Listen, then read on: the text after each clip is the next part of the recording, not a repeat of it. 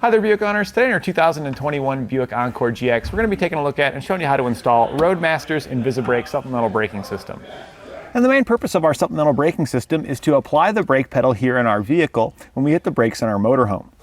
There's a clamp attached around our pedal here that comes in your kit. Just clamp it around, and there's a pulley on the floor that goes to a cylinder that pulls the cable.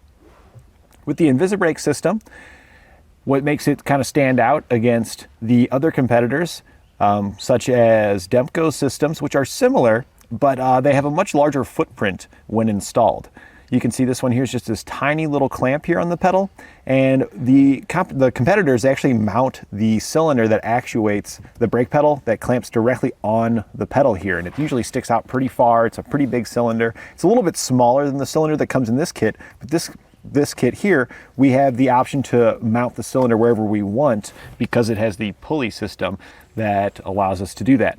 The cylinder is actually located underneath the carpet in this location here, and the cable kind of wraps around and goes this way to reach our pulley. So we're going to go ahead and hit the brakes in the motorhome, and you'll see that once we do that, it'll actually start up our system here, and it will apply the brakes here in our vehicle. The main unit is also remotely mounted. We've decided to install it underneath the seat here. This way it's kind of out of the way, but still accessible so you can make adjustments as necessary. The adjustment here is for the pressure that it applies to the cylinder to activate the pedal. You have a gauge here on the side to get a readout of how much pressure you're going to apply. For this particular vehicle, since it does not have brake assist, when in flat tow mode, since you have to disconnect the battery, you are going to need to have the pressure up a little bit higher than normal. We've started at 60 pounds here. We've got a pretty decent pull. That might be a little bit too high. It kind of depends on your motorhome. If it seems like it's a little bit too much, the adjustment knob here, they can back it off a little bit. But this is probably a good starting point to check and just see how this compares with your motorhome. The bigger your motorhome is, the less pressure you're likely going to need. The smaller your motorhome is, the more pressure you're likely going to need. So if you got a small motorhome, you're probably going to be set here close to this 60 mark. But if you have a bigger one, you can probably maybe turn it down a little bit. You're really going to just need to get on the highway and see how it feels. If it feels like when you hit the brakes that you're dragging your vehicle, then you want to reduce the pressure. If it feels like when you hit the brakes, the system's really not activating, but your monitor light's coming on, you need to increase the pressure. Also included in your kit, you'll get a breakaway switch and cable. This will tether to the back of your motorhome, right around one of the safety cable attachments on the motorhome, and it connects to the switch here on the other side. What this will do for you is in the event of a catastrophic disconnect between your vehicle and your motorhome, the tether here will pull the pin out of the breakaway switch. Once the pin is removed, the system will activate and it will apply the brake to help your vehicle come to a safe stop. I'm going to go ahead and pull the pin here, and you'll be able to hear that the system is activating. And when we push it in, it'll quit. This is just an emergency device, so you really don't want to pull the pin unless you're just testing out the system to verify that it's working, but you want to make sure you reinsert your pin afterwards. Some people use this as like a parking brake, and you do not want to do that. And one thing that the InvisiBrake does have that kind of sets it apart from some of the other systems is that when you have your running lights on in your motorhome, it'll actually trickle charge the battery. The circuit that connects in here, your InvisiBrake system does tap into the taillight circuit, and it'll actually use that to trickle charge your battery when you're going down the road. That can be really nice if you're going on long trips, because every time your braking system activates, it's using some of the energy stored in your battery, and if it's a really long trip, it's possible to discharge the battery. So by having your taillights on here in your motorhome, you can ensure that your battery is going to be topped up when you reach your destination. This will ensure that the brake system operates throughout your entire trip, and it also ensures that when you get to your destination, you're able to hop into your vehicle and start your adventure on the things that you want to do, not have to wait around for the battery in this thing to charge up or get a jump or anything like that. Some of the other braking systems we have available here at eTrailer are ones from Demco, such as the Stay and Play Duo and the Air Force One. The Stay and Play Duo is designed to work with motorhomes that have the regular hydraulic brakes, and the Air Force One is for motorhomes that specifically have air brakes, and both of those systems are going to be proportional systems. So that means the harder you press the brakes in your motorhome, the harder the brakes are going to apply here on your vehicle. The InvisiBrake system is not a proportional system. It is why it has that pressure adjustment on it. You'll adjust your pressure, but when you hit your brakes in your motorhome, it actually sends an electrical signal down your wiring there, and that's what activates your braking system to apply the pedal. So this one here not being proportional, it's not going to be quite as smooth as some of those other systems, but what Roadmaster did do on the system that I like is they did make it so that it still works with vehicles with air brakes. The reason Demco has those two systems is because the Stay and Play Duo, while it's designed to work with the hydraulic brakes, it works off of electrical signals just like this one. The problem with that system is that once it applies the brakes, if it still detects that you're slowing down because it has an inertia sensor in it that makes it proportional, unlike this system, and it's still detecting a brake in your motorhome, it's going to apply the brakes here in the vehicle the whole time. And if you're using like your engine brake on a motorhome going down a long hill, you would actually drag the brakes here in your vehicle behind you. The InvisiBrake times out after so long. So when you use your engine brake going down a long hill, it will apply the brakes here in your vehicle, but after a short amount of time, those brakes would then release, and then you're just relying on that engine brake bringing you down the hill, which is perfectly fine. You should be able to get down the hill just fine like that, and that way you're not going to cause any damage to your vehicle. It allows this to be acceptable with pretty much any motorhome out there. So now that we've covered some of the features of our InvisiBrake system, why don't you follow along with me in the shop and we'll show you how to get it installed. We'll begin our installation here inside the vehicle. We are in the second row, or the back seat here, just behind the driver's seat. And we're going to determine where we can put our InvisiBrake unit, and we've decided under the seat's going to be our best location. I haven't got it fully mounted up yet because you need to hook up all your wiring components here, and it's easier to show you guys. We'll show you here towards the end how we're going to get it finally affixed. But the location where we're intending on placing it is right here. It actually tucks very nicely over here. It sits decently. The little back corner's off there, but that's okay. It'll be fine right here, and this is going to keep it out of the way for us. So the way we're going to be securing it, we're going to use some hook and loop fasteners to secure it to the carpet. Just kind of some adhesive on the bottom. But again, we don't have that on there yet, so we can easily move that around. Once you've determined where you're going to place your large box here, we've got a couple other parts that we need to go ahead and get mounted up. I like to figure out where all the big parts go first, so that way we know where we're going to be routing all of our connections to. So now we're in the front seat. We are going to place most of our components here underneath the carpet. You will need to pull this panel out of the way. It's just pins that hold it in place. And then there is one kind of threaded fastener here, but it's plastic. I actually removed it with the trim panel tool, just stuck it behind it and pulled it out. And then you can see it's just a couple of clips, so it just pulls out. The way you're going to remove it, you'll pull up on the back first to release the back, then you'll pull towards the rear to release the clip here, and then that trim panel tool you can use to pull out that last one. Once we get this guy out of the way, we can then start to pull our carpet out of the way. And I just kind of peel it back like this, get that out of our way. Also underneath the carpet, you're gonna have another like rubber mat here. Go ahead and pull that up some. And then underneath that mat, I've already pulled it out of here, but you're gonna have like a foam insert there. Just go ahead and pull that foam insert out. We are gonna probably have to modify it a little bit before we reinstall it because we're adding some components here. But we can hide pretty much everything under the floor here. So now we've got the carpet out of the way. We're going to mount up the large cylinder that comes in the kit. And it's really not that large. It is actually located right here. You can see the cylinder. I did trim out some of the foam, the rubber and foam from this section right here to be able to slide the cylinder as far forward as I possibly could, but making sure that I still had access to the fitting on it for our hose connection. We secured the cylinder in place using the clamp that comes in your kit.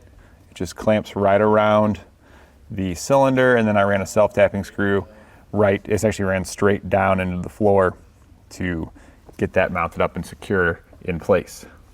Coming off of your cylinder, you've got a black cable here, and it's fairly long, this black cable.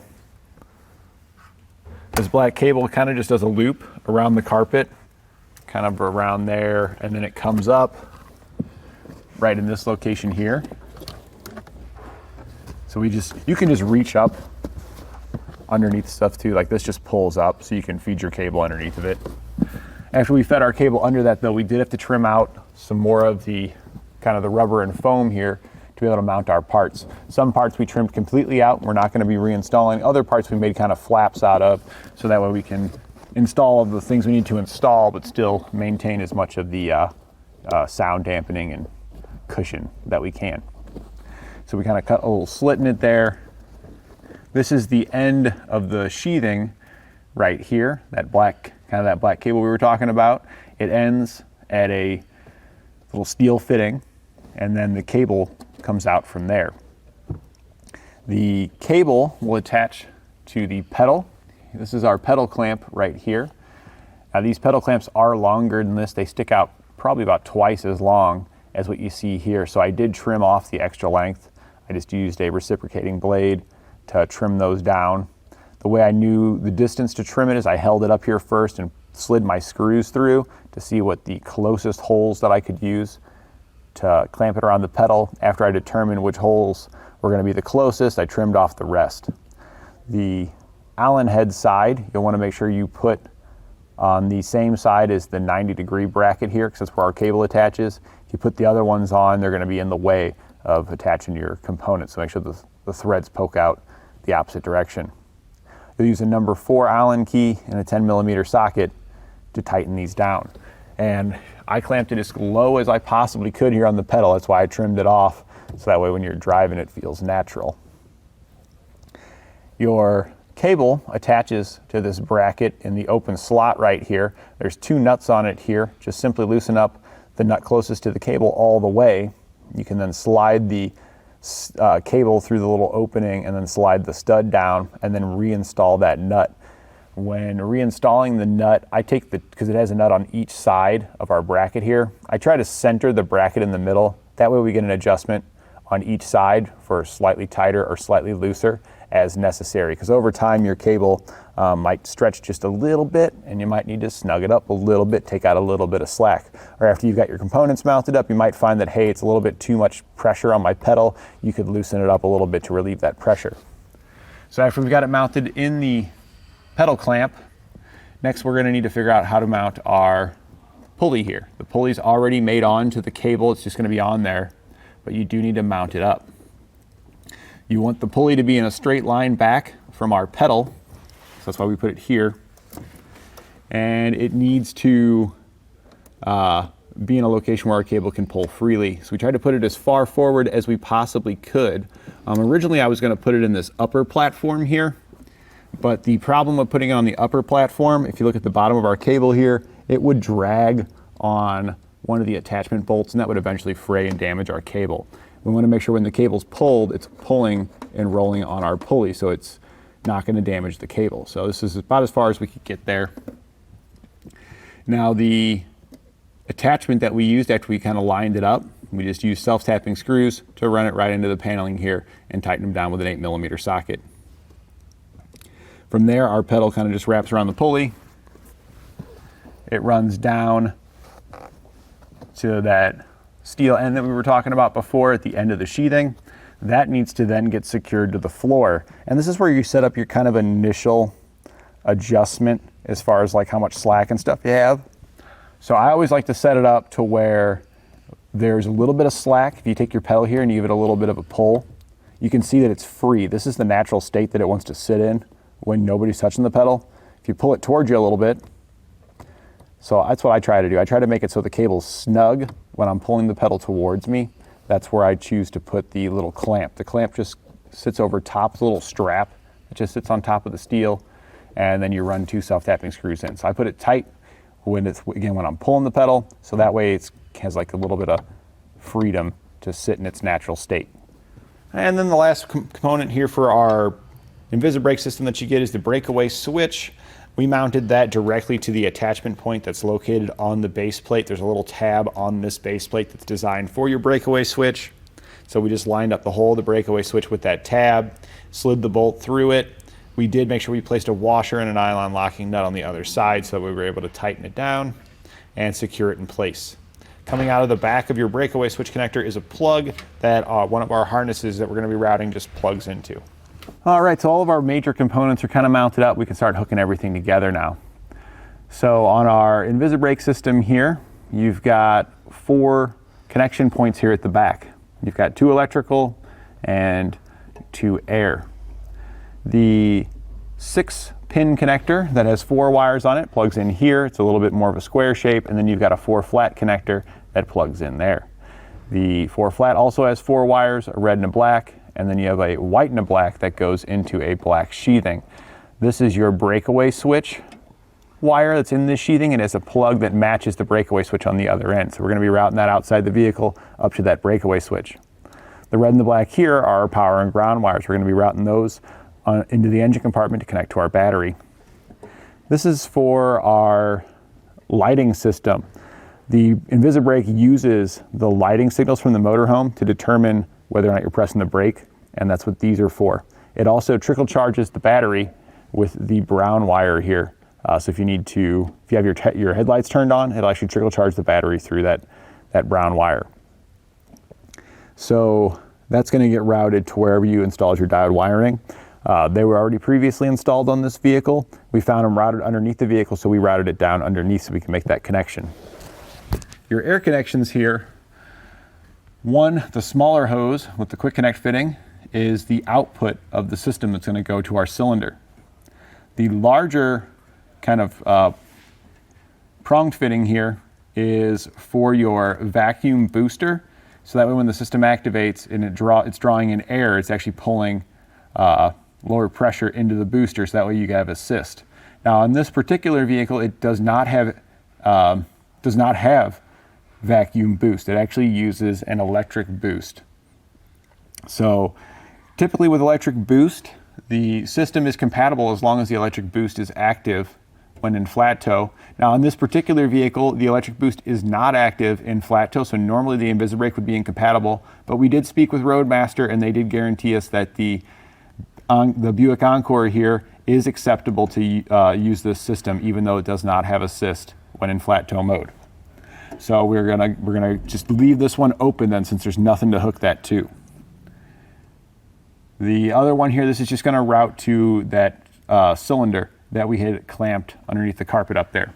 To get our wiring routed from this box there's actually a pre-existing little opening right here, and you just pull up on it. It's just got a little hook and loop fastener on it there that just kind of secures it to the carpet.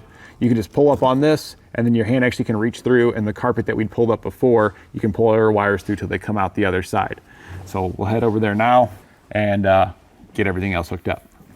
So here's all those wires coming underneath the carpet from where our module was located. You can see them all right here. We do route them into a few different locations. The red and the black for power, we're gonna go to a grommet up here to run out towards our battery. The grommet's located right there on the firewall. For our little black airline hose, that just routes up, and you just trim off your excess, and the end just plugs right here into this quick connect fitting. So the quick connect on both sides, so you simply just push that hose into place to connect it into those quick connects.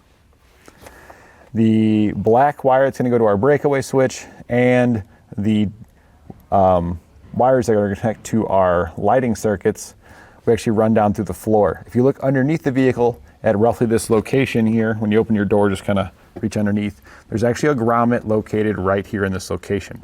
I just drilled a hole through the grommet with a 9/16 drill bit, because it does need to be a pretty big hole to pass that connector in through for your breakaway switch cable. And then we just pass them down there through the floor, and we're going to be routing those up to the front of the vehicle. So you guys can see how those go. And this connection here, we're going to again trim out that foam pad, and we can put that back into place down here.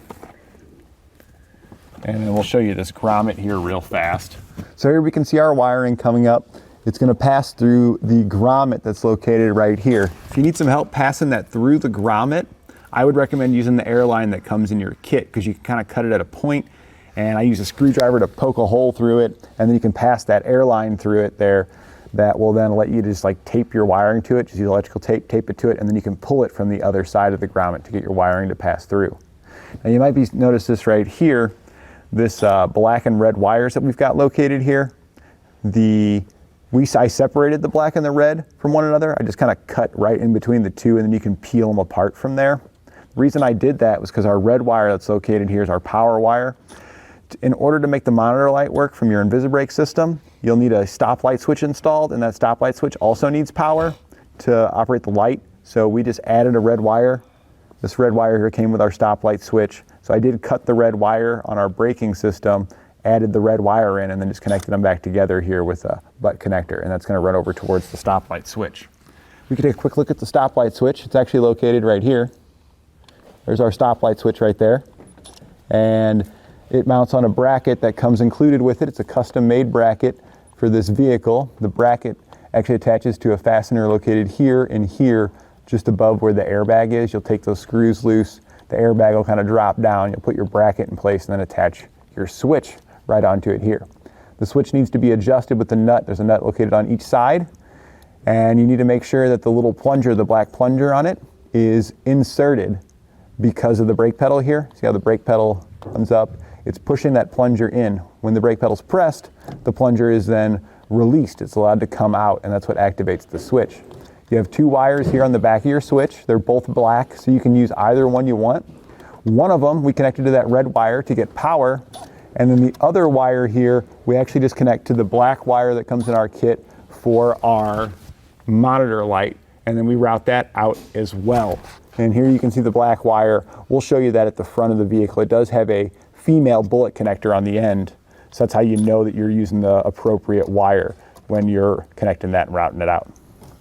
So here we are on the other side. Our wires are going to pass through the grommet located right there, and we can pull them forward. This is our power wire that we ran out, and then this is also that monitor light wire that we ran out. Both of those need to come outside here. After you get them routed out, we're going to just focus on our power and ground wire here. I just run them along the side. I want my red wire to be able to go over here towards the battery, and I want my black wire to be able to go towards the ground over there. So this is going to be plenty of length for them, so we can trim off our excess. You can then trim between the two wires to separate them.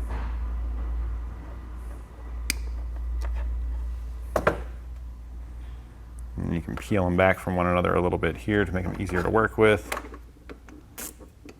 There we go. We're actually peeling the black one off quite a bit so it can go on its path over towards ground over there. Something like that. Okay.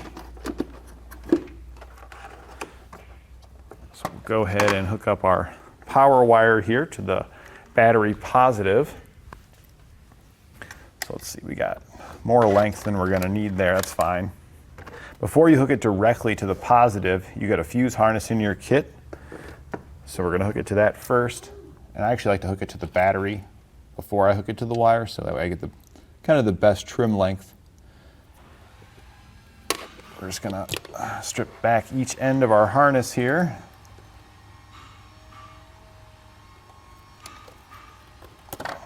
All right. On one end of your harness, you can go ahead and connect a ring terminal to attach to the battery. So we're going to go ahead and grab that, make sure that our ring terminal slides over the stud. Looks like we're good there. Slide that into place and then crimp it down.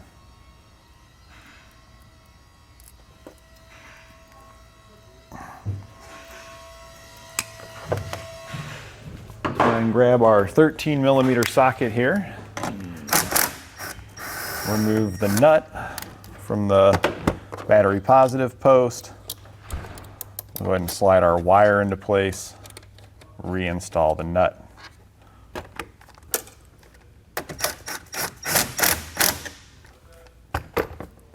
Now we do not want our fuse installed, so make sure that there's nothing in there. You should probably do that before you hook it to the battery, but you want to make sure there's nothing in there. That's like the last step, is hooking up that fuse, so that way none of the wires we're working with will be live, so that way we don't have to worry about any accidental shorts. So this is just going to connect to our red wire, and we're actually going to trim some more of that off. I think we're going to trim it back to about there. Then we'll strip back our red wire here, and we're going to attach a butt connector to it. I do not recommend using the butt connectors in your kit. I recommend using a heat shrink butt connector. So we're taking our heat shrink butt connector here, we're sliding it over the fuse harness, crimping it down. Then we'll slide in our power wire into the other side, crimp it down. We can then grab a heat gun and shrink down our connectors. If you need a heat gun, you can get one here at eTrailer. This is one from Performance Tool. You can get here on the website. It has a small attachment you see on the end there that allows it to heat the butt connector evenly on both sides, kind of traps that heat in around it. Helps speed up time, and it also helps protect other items that are sensitive to heat from stray heat source. Next, we'll hook up that ground wire.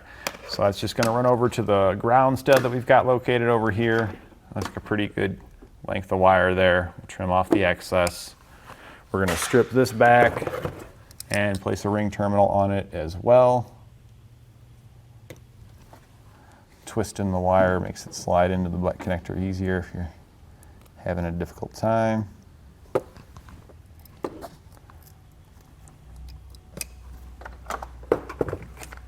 We'll then remove the stud with a 10mm socket. Might need an extension because it kind of angles towards the sidewall there. After you remove the stud, simply slide your ring terminal in place and then reinstall the nut. And we're going to probably put that terminal on bottom.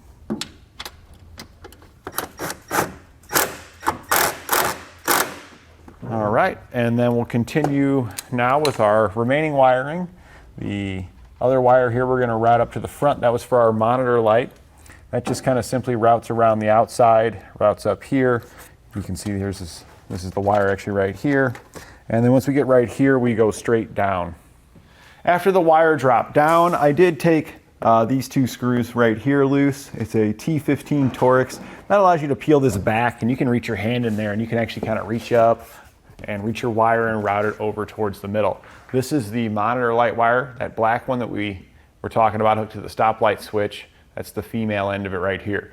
You're gonna have another one just like this. It's about probably 3 times as long. That's for the motorhome side. So you're using the shorter one here on your vehicle. We're now under the vehicle, and this is where we passed our wires through the grommet located here. We've got our black one here, and this is for the breakaway switch, and this goes to our diodes. These ones come out, they actually route through a hole that I drilled into the metal here. I drilled another hole here on the other side so I could pass through. The reason why I did that is you don't really want your wires to be the lowest point. If there's any road debris or something that hits it, it's going to damage your wiring. This puts this as the lowest point where our frame is, so that way if there is road debris, the frame here should deflect it away from our wiring. Now we are going to seal up this while we're down here, so we're going to grab some silicone and generously fill up that opening so that way moisture cannot get into our vehicle. If you need some silicone, you can get some here at eTrailer. And I'm just kind of filling up the whole little cavity here on the bottom to make sure that that stays sealed up. After our wires pass through the hole, we're going to make some connections right here because we found our diode wiring right here. This is the diode wiring that was previously installed. Right here it has the exact same style of connectors, style of wire, where it's that four wires with the same colors. So this is our wires here. You can see they're cleaner looking than the ones that were previously installed that have been getting dirty here for a while. All we simply do is take the ones that's from our braking system here, and we just attach those right in line with the existing diode connections. So you can see them all right here. I take our diode wiring, I cut it in half right here at this point. All the wires got cut in half. And then I strip back each end of the diode wiring, took the wiring from our braking system, routed it over, trimmed off the excess, and stripped those back. We then just hook them all back up, color for color. And you can see it's a single wire on this side, and then on this side it's a dual wire because we've got both the diode wiring and our braking system wire that we routed here connected to it. And white, brown, green, and yellow all are matched back up. Use heat shrink butt connectors down here because of we're exposed to moisture down here, so that'll keep those safe. I did also take the white wire here and I added an additional white wire to it just to be on the safe side, and I routed that over here and attached it with a self-tapping screw and a ring terminal to give us just a redundant ground to make sure that our system always has ground. Our breakaway switch wire is going to go forward. We just route that up following where the diode wiring was, It just kind of routes up. It actually tucks behind the paneling over here. And then we pulled this down once again, or we already had it down from before, and we're able to push that wiring over so we can make our connection to the breakaway switch over here at the front. We then just simply take the wiring from our breakaway switch and plug it into that harness that we routed in. They just plug together. I took all the excess wire and I just cable tied it together right here back behind our paneling. We'll now take our fuse and we can install it and test out the vehicle side here of our braking system. We do have some more we'll have to go install in the motorhome. All right, we've got our fuse installed there.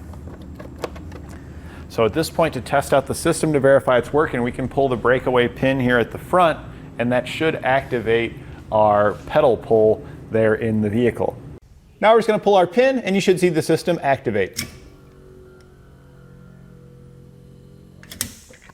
And we put the pin back in, it releases. So it seems like our vehicle side here is working properly. We can now head over to our motorhome to get that side installed. So now that we've finished testing our system, we know that it works. We were going to show you how we mounted our unit here, and this is how we came back and decided to mount it. Normally you would use these ears here that are on the side. There's one on each side. You'd cut a little slit in the carpet and the ear would just kind of grip the carpet and hold it in place. It doesn't really need to be held that securely. It just kind of needs to be prevented from sliding around so it stays roughly in position. So with the way the setup is on the floor, since there's that lower kind of area there that dips down, we've opted not to use the side ears, and we just use some adhesive on the back side of some hook and loop fastener, and this is kind of the rough side, so that way it'll grip right onto our carpet. So we stuck that mainly on the one side where the carpet's raised, along the front and the back. This side here, we didn't really bother putting any because that's where the dip is. Now, since this is going to be on our floor and we didn't hook into any kind of vacuum port, because there is none on this vehicle, it's still going to draw in air when it activates, and it's just going to draw it in that open port that was down there. So what we've decided to do, just because you can see there's some dirt and debris down there, just to prevent dust and little particles from getting sucked up into the unit, we went ahead and added a small filter. You can get these here at etrailer. This is actually for a air compressor system for like airbags. But this will help keep debris from getting sucked into our unit, and it also is going to work as kind of a little bit of a foot stand in that lower area. It still doesn't really touch the carpet, but you know, it'll help keep it from vibrating quite as much. I did cut one slit in the carpet on the side right here for the one ear, since it's there, we can go ahead and utilize it. I did bend that ear up just ever so slightly, so that way it hooks into the carpet a little bit better. And we're just going to set it into place here.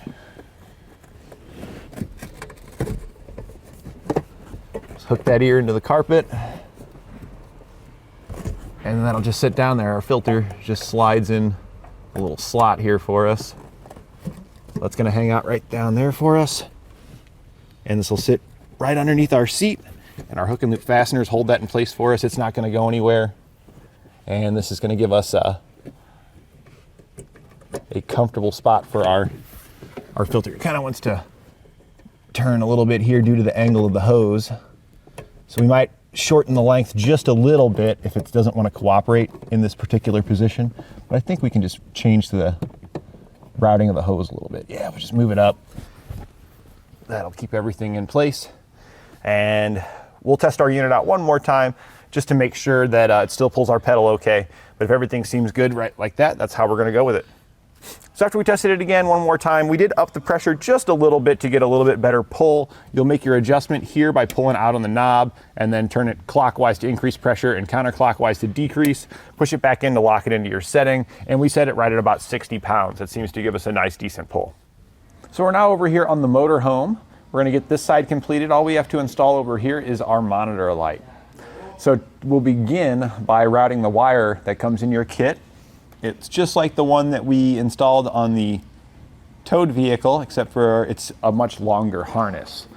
It still has the bullet connector that you're going to leave here at the back of the vehicle. On the vehicle that we installed the other side, on our towed vehicle, we put it at the front. So on our motorhome here, we want it at the back so we can plug the jumper harness in between the two to plug it up. From here, we're going to route it all the way to the front of the vehicle. We need to get inside the coach up at the front so we can get our monitor light installed. When routing this to the front, I recommend just following factory wiring. That's all I did. So you see like this wire loom here, there's gonna be a bunch of it running up to the front of your motor home. So just run your wire right along next to that, because you want to avoid anything excessively hot like your exhaust and any moving components like your steering or suspension. And this wiring here from the factory is already routed in a way that's going to avoid those things. So if you just follow it all the way up, you'll be fine doing that. And each motorhome is going to be slightly different. So just follow the path of your existing wiring just all the way up to the compartment, and then we can get it inside. So here's our wire we routed up to the front. After we got it up to the front here, this is just the front hood. We opened up the front compartment here so we can access the stuff in here. And we pulled the wiring up, and we just kind of followed up to where there was some like the spray foam, expanding foam that was in place. There's already wires that pass through inside to the coach there, and that foam's really soft stuff. So I just took a screwdriver and just kind of poked a little hole in it, and then I was able to push my wire through the hole that I poked with the screwdriver. You can fill that back in with some silicone or something afterwards to seal it back up. But now we got our wire routed inside so we can make our connections. So after we get our wire routed inside, we can start mounting up our LED lights so we can get it all connected. I went ahead and installed it right here in this location. We chose this location because it's easy to see here in the driver's seat. It's going to definitely be in our peripherals. It'll stand out really well if it is staying on after we release the brake or anything like that. It's going to be really useful for us in this location. Easy to see. And it's also easy to access right here, because if we reach around the back side, I can grab the back of it here, and so you can access it to be able to install your wires. To get the light mounted up, I just took a 5/16 drill bit, and I drilled through this location. I also checked behind the area before I drilled to verify I wasn't going to drill into any components. So that's another reason why this is a good spot. After drilling the hole, I put the sticker in place here, and then I slid the LED through. You do want to slide your LED through first before making your connections, because the butt connectors and stuff are going to be larger than the hole you drilled, so you're not going to be able to push that wiring back through. So after you get that pushed through, then we can start hooking it up on the back side. We'll just pull the wiring down here so you can kind of see what we're working with. So our LED that we've got mounted up there has a red wire coming out of the back of it and a white wire. The red wires are positive and the white wires are ground. You might notice that you see two red wires and two white wires here. That's because there's also a soundboard. I just tucked it up here. There's the soundboard that comes in the kit. The soundboard will activate if the brakes have been applied for an excessive amount of time. That can be useful if you've hit the brake and then let off the brake and the brake's still applied for whatever reason. You'll get an audible warning so you know to pull over and check and figure out, hey, what's going on here? Why are my brakes still applied? So you're going to wire the soundboard and the LED to the same circuit. So that's why the red from the soundboard is with the red from the LED, and the white from the soundboard is with the white from the LED, because they're going to go to the same places. This is the black wire that we'd routed up from the back of the vehicle. We routed it through that place in the firewall that we showed you, and then we just brought it here and used the butt connector to attach it to the red wire. Stripped the ends back and connected it. The white one, after we trimmed off the excess wire that we had here from the wire we routed, we used some of that excess wire to make our ground connection here. So this is just excess black wire from what we had routed. Use a butt connector to connect that to the white wires, and then we just kind of routed this back and then down and attached a ring terminal on it, and then used a self-tapping screw that came in our kit to run it right into the metal there to get our ground. So at this point we can go ahead and test it out. You just want to bring your vehicle up, plug it into the back, and when you hit your brakes in the motorhome here, it should apply the brakes in our vehicle behind us. So we already got it hooked up here, so you'll see here that as soon as I hit the brakes, our system's going to activate.